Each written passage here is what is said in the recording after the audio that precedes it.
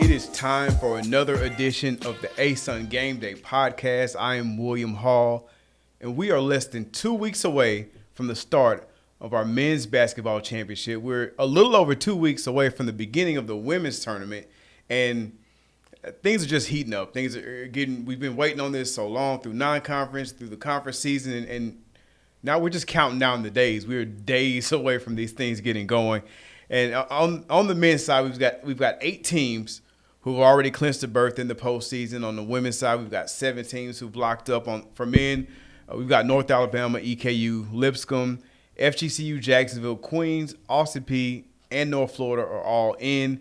On the women's side, FGCU, Central Arkansas, Lipscomb, EKU, Stetson, Jacksonville, and North Alabama have officially clinched. So 2 spots left on the men's side, 3 on the women's side, and this thing is I just can't wait. But we're at an interesting spot this week. A full slate of games coming up later on today as normal, but because of the changes with the ending of the men's season, things have kind of shifted.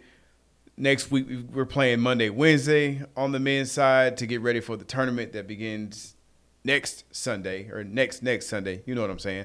But because of that, we just had games on Tuesday in men's basketball. So a little more recent up against the podcast with the most recent games.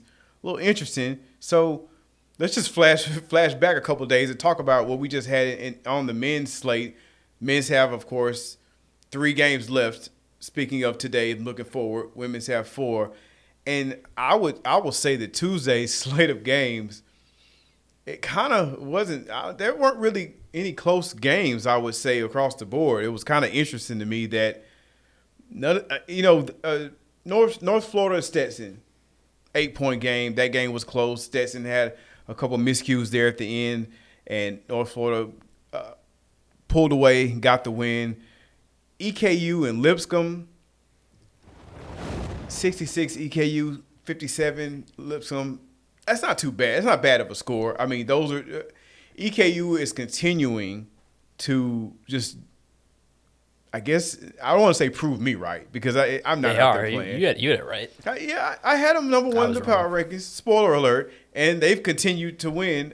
Again, what are we, 9 of their last 10 wins they're at now, I believe. You're taking into account that buzzer beater. So they are making a push for one of those top 4 seeds to be able to host. And, I mean, they're in range. They're in play for a 2 seed or the regular season championship. Like, nothing is out of reach for a lot of teams on either side. North Alabama, West Georgia. North Alabama won 80-62. North Alabama continue to just, they're at the top alone right now in the standings. They're sitting by themselves because of EKU taking care of business against Lipscomb. 12-3, the Lions they're there. They're in a position where they went out.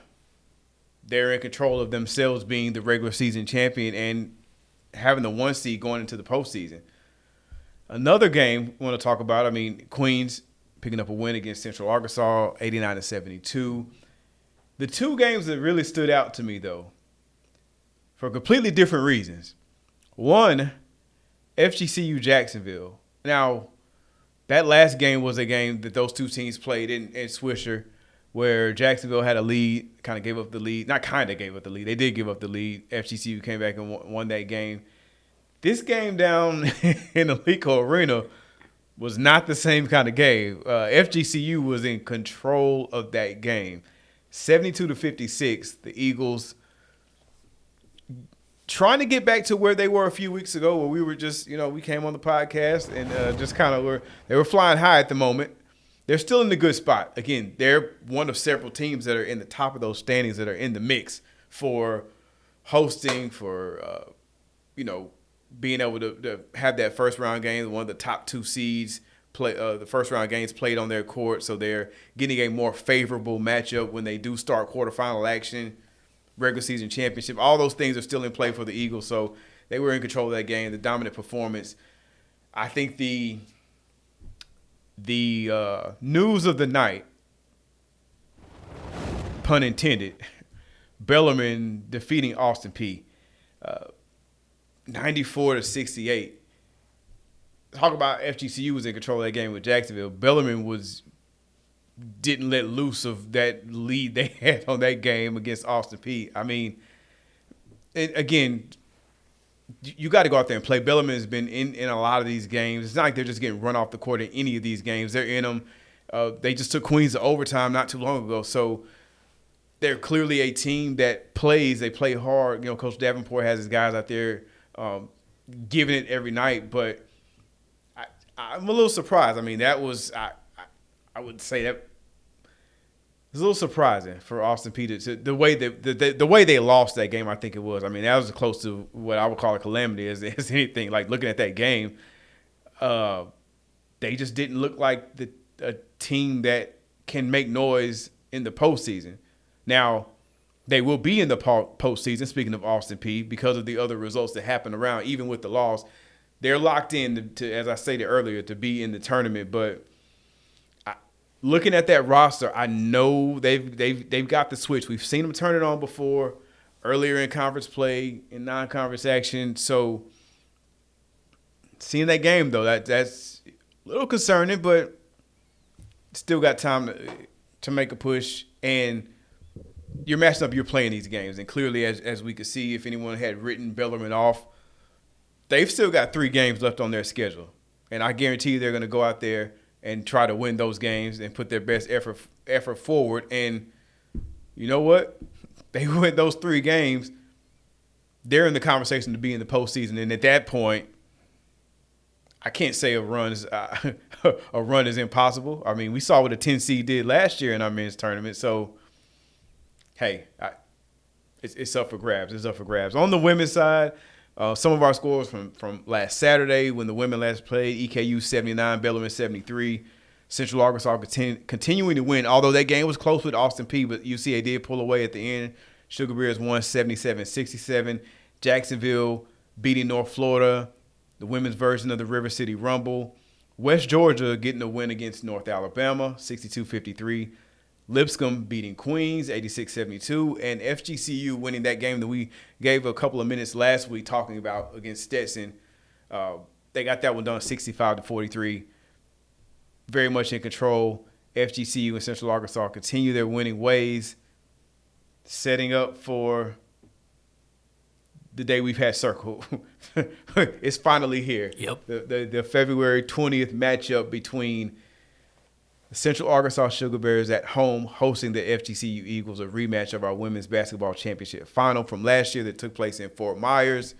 And this game will go a long way of settling the dust at the top of the women's standings, because obviously Central Arkansas wins. I think I may have misspoke a little bit when I talked about this game previously. Central Arkansas wins this game with FGCU. These two teams in with the same record. They may split the regular season championship, but our tournament runs through Conway. So from a tiebreaker perspective, that one head-to-head matchup these teams are getting, and look at it the other way, FGCU improves, or, not improve. They'd be 15-0. They've given UCA another loss, so now they're 2 games ahead with 3 games left to play. They're in a seat to lock up the 1 seed on Saturday. They got to get through UCA first, but this game is very pivotal in the way things would shape out. And I would say if you were to ask Central Arkansas, getting a chance to potentially play all of the entire tournament on their home floor where they haven't lost, I think they sign up for that. How about you, Patrick? Yeah, you do, but I think at the end of the day, it doesn't even matter to a Florida Gulf Coast team. They've been there so many times that they could go on the road and win the ASUN tournament. They can, but they never. And I think that would actually give them something to fight for a little bit. So true, because they haven't had to. They haven't had to do it. So, would you rather have FGCU fighting for a championship away, or maybe lulling their way into a championship at home. I don't know. I don't know, but I do know And that I don't want to speak. I was speaking for them right now. I shouldn't say that. Who's to say that they would act like that if they were at home? But you know what I mean. Probably not. It continues to be business as usual. Now you have to handle your business, but it's still business as usual if that tournament runs through Fort Myers. And we say all this. FGCU's got a home game. They're both starting at home. We know that for a fact. That's locked in now. No matter what happens, both of those teams are starting in their home arenas. They've locked up 1 and 2. Some combination of UCA, FGCU will be the 1 and 2 seed. Central Arkansas could get upset and it still has to run through Fort Myers and they never have to leave home. So, but if things hold out and go chalk and UCA gets the 1 seed, which the only way they're going to get it is by beating FGCU in this game, I don't care what. This is me talking. Again, you're talking for FGC. I'm talking for Central Arkansas. I don't care what your mentality is coming in here. I just beat you. Yeah. 2 weeks later, you're going to come back? We can do it again. We can run it back. A lot is relying on this game this Thursday. It is, or today, I guess, when this podcast comes out. It's going to be a really, really good ASUN game. Yeah. So, a lot of great games we've had. A lot of great games coming up. First, let's just take a look at our weekly awards across the ASUN. In the basketball world, everything landed in Richmond, Kentucky this week across the board. Devontae Blanton and Meyer Wall won the Player and Newcomer of the Week, respectively, for EKU on the men's side. And on the women's side, Liz Freihofer. Enough said. Yeah. All three. Sweep. All 3 awards. Yep. Player, Newcomer, Freshman of the Week. Enough said. Softball, Allison Benning. Another sweep. North Florida. Softball, Allison Benning and Macy Huno were the Player and the Pitcher of the Week, respectively, for softball. And then baseball, first set of baseball weekly awards. We had Jaden Hilton from Stetson as the Player of the Week. And Anthony Pinson, North Alabama, was our Pitcher of the Week. Weekly awards. Obviously, we're expanding a little bit. Basketball's dominated things for a while, but now we got softball. We got play started on the diamond. It's getting excited. And the podcast is just getting excited. So we're going to take a quick break. Be right back for the most exciting segment of the ASUN Game Day podcast, Power Rankings. The ASUN Women's Basketball Championship is almost here. Starting March 7th, experience the intensity as the top teams in the ASUN go head-to-head for conference glory. High-stakes matchups. 8 straight for the Eagles. Time, possession. Jaw-dropping plays. McGowan, Cassie swats it away. And moments that will go down in history. It's Toller for the win. It's gone. Tuning live to the ASUN Women's Basketball Championship starting March 2nd, only on ESPN+. We are back, and it is time for Power Rankings. Patrick, let me know which one you want to hear first. Let's start with the women's side. Start with the women's side. Number 6. I'm looking in this direction instead of into the camera as I try to maintain focus, but I'm going to shift it this way. I just want to see if I get any sort of facial reaction, any noise, any sort of shifting in the chair, any lasers get shot across the room. 6, I got West Georgia. I'm getting a nod for those wondering. I understand why you'd have them at 6. Okay, fair enough. 3-game winning streak. Let's Yep. go. Stetson at 5. Lipscomb at 4. EKU at 3. And look, is it anticlimactic? It wasn't some existential, life-changing decision when it came to 2 and 1. Central Arkansas 2, FGCU 1. Until something changes, Yeah. I can't switch it up. Or today. Yeah. Well, and the power rankings could change. I might have to put some out instantly if they change. But right now we're locked in. We are locked in at the top. On the men's side, 6 is Jacksonville. 5 is Queens. 4 is FGCU. 3 is Lipscomb. 2 is North Alabama. 1 remains EKU. Gotta have EKU at the top. You were right about them last week. I think, if you're an EKU fan, what a time to be alive. You're red hot going into March. We got 2 weeks left of February, and you are without a doubt the hottest team in the ASUN. The teams that you lost to earlier in the season, I think you feel good about playing them, especially after this week. You handled business against Lipscomb, team that you lost to earlier this year, and then you beat a great Queens team. I mean, their losses. You feel good. They lost to. They got the North Alabama loss. Yep. UNF lost? Or no, they beat UNF. They lost to Jacksonville. They lost in overtime to Austin P. Yeah. They lost on a buzzer beater to Stetson. Yeah. They finished up last 3 games. They've got Bellarmine, who was in that game when they played them a few weeks ago. That Bellarmine EKU game, Bellarmine gave them a game. That game ended 72-69. Bellarmine had the ball and had a chance to tie that thing up and send that game to overtime. And that would have been that was the Saturday after they had just lost the overtime game against Austin P. Yeah. They've got Bellarmine, and then they're down here with the ASUN offices. They're playing Jacksonville and North Florida to wrap things up. So, yeah, I mean, maybe I would, after what FGCU did too. I know they didn't have the greatest weekend, but what FGCU just did to Jacksonville, maybe I'd put them a little bit higher. But UNA obviously deserves it. They're the top dog right now. FGCU, Jacksonville on the other hand too. I want to talk about them for a little. They just seem to be just a little bit lost. Sometimes it feels like now they're just like searching for somebody to take a good shot, and they've just been taking low percentage stuff a lot recently. It seems like they haven't been able to set themselves up.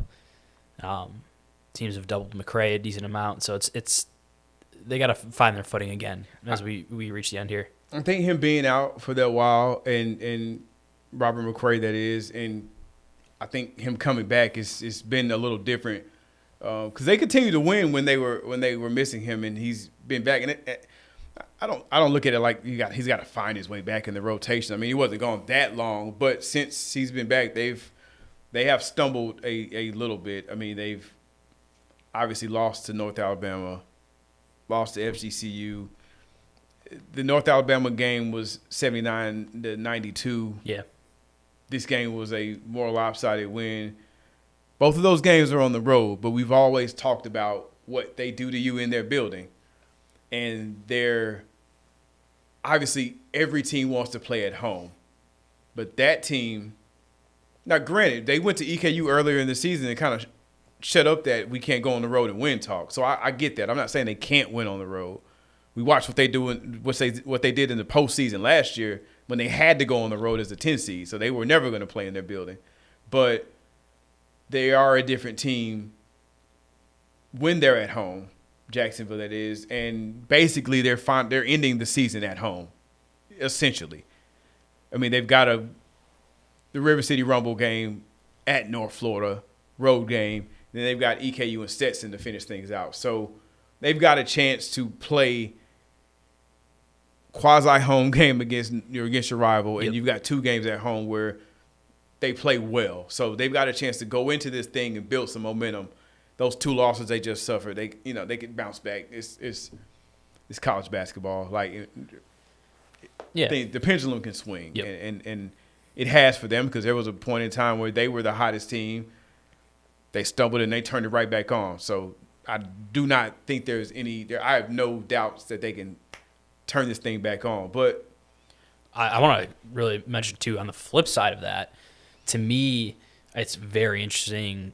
FGCU just seems to have so many options to score. Like, you could always rely on Kelman, Duax, who is a University of Northern Iowa transfer, and a guy that they were talking about on the broadcast last night didn't get a lot of take at UNI.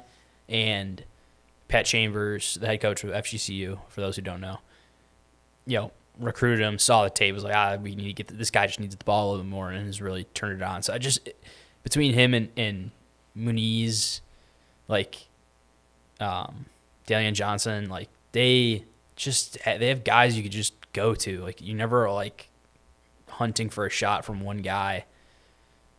And to further my point on Jacksonville, I feel like they just wait too long in the shot clock to get a shot up and then take themselves out of rhythm in games. And that's where they're finding their struggles. So those are my 2 little analytics. I watched that whole game last night, so it's fresh on my brain instead of like 3 days after. I bounced around, but since you watched that game, what was it that made it so one-sided? I guess It would was be the question, because it wasn't. I can see looking at the box score what the difference was. It wasn't until It's I free want to say like throws. They got 19 points at the free throw line. 12 minutes. The second half just all together, but right around like the 15, 12-minute mark, I want to say is Jackson was keeping it within 5. Because neither team shot well. No. They were just under kept 40%. running the shot. Like I want to say they had back-to-back, or like in 4 possessions, 2 of them were the clock went off. And they just felt disjointed towards the end there, and then FGCU attacked them. And like I said, then they went to Kelman in those moments where it's like, oh, they turn over, let's get points off this. You know what I mean? And it just felt like a flurry, and then FGCU was up by 20. It was game over with like 7 minutes left. Yeah. Well, exciting day. It was on Tuesday. Exciting lineup of games coming up Thursday, and then a full women's basketball is got Saturday to themselves. But on the women's side, I think a lot of the games that I'm really looking at are happening today. We've got Stetson at West Georgia. Stetson is in that mix of teams that are looking to lock up home court advantage. West Georgia is trying to secure their spot in the field. UWG is looking to split the season series with the Hatters. 3 wins in a row from West Georgia. I don't look at this game and see it as a game that West Georgia can't win. They probably need to win it just to make sure that they're part of the mix. So I think that's a big one. EKU at Jacksonville. Jacksonville is a team that's already in, but is in a position where they can improve their seeding, try to get some games on their home court. And EKU is in a better spot, but not far ahead of Jacksonville in the standings, and is trying to do the same thing. So that's 2 teams that are kind of on that cusp, floating between being a 4 seed, 3 seed, or being a 6 or 7, depending on how things shake out. And what you're having to do entering the tournament is a whole lot different if you're a 7 seed than if you're a 4 or even a 5. So that's those teams in the middle, and keep moving up the standings. Obviously, the game we've been talking about for a few weeks, FGCU at Central Arkansas, UCA undefeated at home, FGCU bringing that 16-game winning streak into Conway. We've kind of already laid that out. That's got a lot of implications on where the women's tournament is going to look with our regular season champion, who that could end up being in women's basketball, the 1 seed, all that kind of stuff. So obviously we're going to be locked into that game tonight, FGCU and UCA. On the men's side, we've got North Alabama at Lipscomb. I think because of what we've talked about with those 2 teams the entire year, that's kind of a no-brainer. North Alabama, as we said, 12-3 at the top of the standings by themselves, but they lose this game to Lipscomb. Now we're in the tie. I mean, this thing is shaping up where we're looking at, I don't know if it's going to be 1, 2, or 3 regular season champions on the men's side, just with all of them sharing, and then we're just trying to figure out who goes where in the seeding of the tournament. Act 2 of the River City Rumble, Jacksonville, North Florida. Both the teams have secured their spot in the postseason. Obviously, in the same battle we kind of mentioned about EKU and Jacksonville on the women's side, trying to improve their seeding. And then that's just a crosstown rival. Jacksonville got beat in their building by North Florida. I'm sure they would love to get their look back and give the Ospreys an L in UNF Arena. I think that's always a game when it happens, and when you see it on the schedule, you kind of give it a little bit more attention because of that rivalry. It's different. And being here in the city now, we got to acknowledge it. And both these teams are in positions they're going to the tournament, but they would love to stick it to the other one more time in the regular season, and we could be looking at a third, a three-peat of the River City Rumble in the tournament at some point. But we'll see that when we get there. And the last game that I want to highlight on the men's side, because I probably won't get a chance to talk to you all before this happens, is Monday. Lipscomb at Austin Peay. I know we just talked about Lipscomb in their game with North Alabama.